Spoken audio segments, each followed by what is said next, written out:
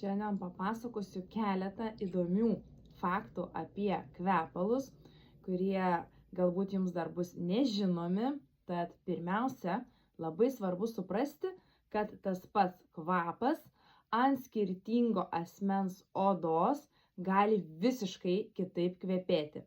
Todėl tie patys kvepalai gali vienam labai kvepėti, tikti ir patikti, o kitam visiškai atrodyti aštrus, o vienam, pavyzdžiui, saldus.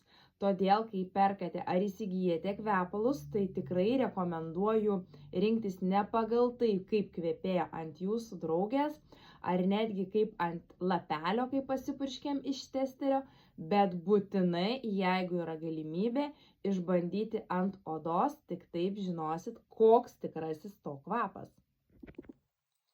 Ar žinojai, kad senovės Egipte kvepalai buvo laikomi Dievo dovana, jie buvo naudojami religijose, apsivalymui, turtingi tik ir kilmingi, jais kvepindavo savo papuošalus, drabužius, todėl kvepalai tikrai labai sudarė didelę reikšmę. Na, o patys pirmieji kvepalus išrado būtent vienuoliai Vengrijoje, kurdami spiritinius užpilus. Atrado, kad kažkaip dar ir sumaišius su žolelėmis atsiranda malonus kvapas ir taip gimė pirmasis kvapas, būtent kaip tonikas, čiobreliai su rozmarinu, ir nuo to laiko pradėjo vystytis ši pramonė. Dar vienas tikrai labai įdomus faktas yra tas, kad kvapai veikia emocijas daug labiau nei garsas ir vaizdas. Netgi yra atlikti tyrimai ir įrodyta, kad būtent kvapą mes galim atsiminti keletą metų ir jis mus emociškai gali sugrąžinti į tam tikras vietas, į tam tikrus prisiminimus, o tuo tarpu vaizdą mes galime pamiršti jau po kelių dienų. Todėl tikrai žinau, kad daugeliui žmonių tam tikri aromatai asocijuojasi su tam tikrais gyvenimo įvykiais. Galbūt tai nukelia kažkoks obuolių kepto pyrago kvapas į vaikystę. Daugelis mandarinus visada sieja su kalėdomis. Yra ir tokių kvapų, kur gali sugraudinti ir gali pradžiuginti.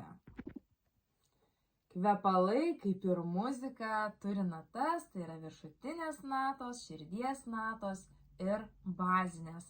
Viršutinės natos dažniausiai būna lengvesnės, jos atsiskleidžia per 10-15 minučių, tuomet širdies natos gali skleistis iki valandos, na, o bazinės natos išsilaiko nuo kelių valandų iki visos dienos. Tad, kad norint išjausti ir pajausti tikrai aromatą, turim tiek laiko jį ir bandyti, nes iš pradžių mes pasipurškę pajausim tik viršutinės natas ir neturėsim susidarę bendro vaizdo.